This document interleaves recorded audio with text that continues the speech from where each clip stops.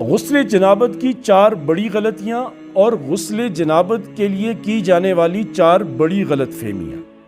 پہلے ہم بات کریں گے 4 بڑی غلطیوں کی، پھر غلط فہمیوں پر بات کریں گے۔ وہ جو غلطیاں ایسی ہیں کہ اکثر لوگ انہیں جانتے ہی نہیں کہ یہ غلط ہے، اور پھر وہ ویسے ہی غسل کر دیتے ہیں اور غسل ہوتا ہی نہیں۔ یعنی ان غلطیوں کے ساتھ اگر کوئی ایک غلطی بھی ہوگی تو انسان غسل کرے گا، اس کا غسل ہی نہیں ہوگا جنابت کا، غسل کرنے کے باوجود بھی وہ پاک نہیں ہوگا، ناپاک ہی رہے گا۔ اور پھر چونکہ پاکی جو ہے یہ عبادات کی کنجی ہے، تو جب پاکی حاصل نہیں ہوگی تو کوئی عبادت بھی اللہ کے ہاں قبول اور معتبر نہیں ہوگی، نہ نماز ہوگی نہ کوئی اور عبادت اللہ کے ہاں معتبر ہوگی، انسان ناپاک ہی شمار ہوگا۔ وہ جو 4 غلطیاں ہیں، اس سے پہلے آپ یہ سمجھیں، آپ کے علم میں ہے یہ بات کہ غسل کرنے کے 3 فرض ہیں۔ ان تینوں کا ہونا ضروری ہے، یعنی غرغرہ کرنا، ناک میں نرم ہڈی تک پانی پہنچانا صحیح طرح، اور پورے جسم پر اس طرح پانی بہانا کہ بال برابر جگہ خشک نہ رہے۔ یہ 3 فرض ہیں جو آپ بچپن سے اپنی کتابوں کے اندر پڑھتے چلے آ رہے ہیں۔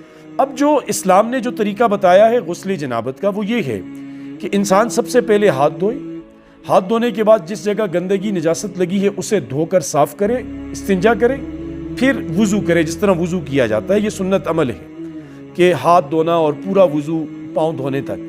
وضو کرنے کے بعد پھر وہ غرغرہ کرے، اگر روزہ نہیں ہے گلے تک پانی 3 دفعہ پہنچائے، اور پھر ناک میں 3 مرتبہ پانی ڈالے، نرم ہڈی جو ہوتی ہے نا وہاں تک پانی کو پہنچائے، اور پھر اپنے دائیں کندھے پر پہلے پانی ڈالے نیچے تک، پھر بائیں کندھے پر، پھر اوپر سر پر، کہ پورا جسم جو ہے وہ تر ہو جائے، گیلا ہو جائے، اور کوئی بال برابر جگہ بھی خشک نہ رہے۔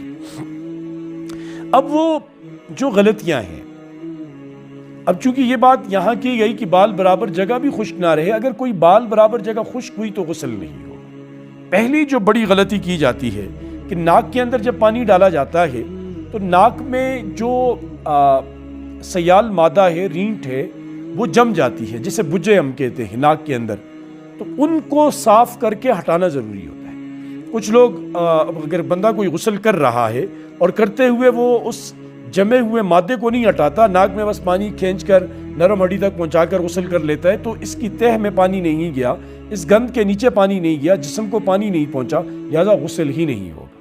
یہ پہلی بڑی غلطی ہے۔ دوسری غلطی یہ ہے کہ ناف کا جو ظاہری حصہ ہوتا ہے، اس ظاہری حصے کے تک پانی پہنچانا ضروری ہے، اور اس کا بڑا خیال رکھنا چاہیے کہ انسان گیلی انگلی سے وہاں اس کو تر کرے، مسح کرے اس کو، اور پانی پہنچائے وہاں۔ تیسری غلطی یہ کہ انگوٹھیاں پہنی ہوتی ہیں مردوں نے، عورتوں نے زیور پہنے ہوتے ہیں، یہ نوز پن ہوتی ہے جو بہت ٹائٹ ہوتی ہے، اور انگوٹھی بھی بہت ٹائٹ پہنی ہوتی ہے۔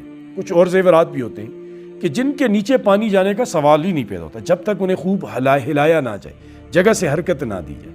تو اس لیے نہاتے ہوئے جنابت کے غسل کے وقت انگوٹھی کو ہلانا، اس کے نیچے پانی پہنچانے کے لیے ضروری ہے، نوز پن کو اور دیگر زیورات کو۔ اگر یہاں پانی نہیں پہنچا اس کے ٹائٹ ہونے کی وجہ سے تو غسل نہیں ہوگا۔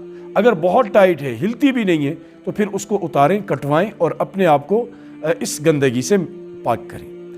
چوتھی چیز، داڑھی جو ہے، داڑھی کے اندر کی جو جلد ہے، اس تک پانی پہنچانا ضروری اور فرض ہے مرد کے لیے غسل جنابت۔ وضو میں تو وہ خلال کیا جاتا ہے، اندر جلد تک پانی پہنچانا کوئی ضروری نہیں ہوتا، لیکن غسل میں جنابت کا جو غسل ہے اس میں ضروری ہوتا ہے۔ تو یہ تو 4 بڑی غلطیاں تھیں جن کی وجہ سے غسل نہیں ہوتا، اور ان غلطیوں سے خود کو بچانا چاہیے۔ اب رہی 4 غلط فہمیاں کہ ان کی ضرورت غسل جنابت میں نہیں ہے لیکن وہ کی جاتی ہے۔ ایک یہ کہ آنکھ کے اندر پانی ڈالنا، کچھ لوگ سمجھتے ہیں غسل کرتے ہوئے آنکھ کے اندر پانی ڈالا جائے، اس کو بھی دھویا جائے، اس کی ضرورت نہیں۔ پھر دوسری غلط فہمی یہ ہے کہ آنکھ میں بعض لوگوں نے وہ لینز لگائے ہوتے ہیں، تو یہ سمجھتے ہیں کہ ان کو اتارنا غسل کے لیے ضروری ہے، یہ بھی ضروری نہیں۔ لینز لگے ہوئے ہوں اور آپ کا غسل جنابت ہو جائے گا۔ تیسرا یہ کہ نماز کے لیے بندہ غسل کرتا ہے اور پھر نماز کے لیے وہ دوبارہ وضو کرنا چاہتا ہے، اور وہ کہتا ہے وہ تو غسل کیا تھا، پھر وضو کے لیے بیٹھتا ہے، اس کی ضرورت بھی نہیں ہے۔ اور چوتھا یہ کہ بعض لوگ ناک میں پانی چڑھاتے بہت زیادہ اس کے اندر شدت کا مظاہرہ کرتے ہیں، انتہائی حد تک چلے جاتے ہیں اور ناک زخمی کر بیٹھتے ہیں، یہ بھی نہیں ہے۔ نرمی سے یہ گندگی وغیرہ صاف کر کے نرم ہڈی تک پانی پہنچانا یہ لازمی اور ضروری ہے۔ اللہ پاک ہمیں سمجھ کی توفیق دے۔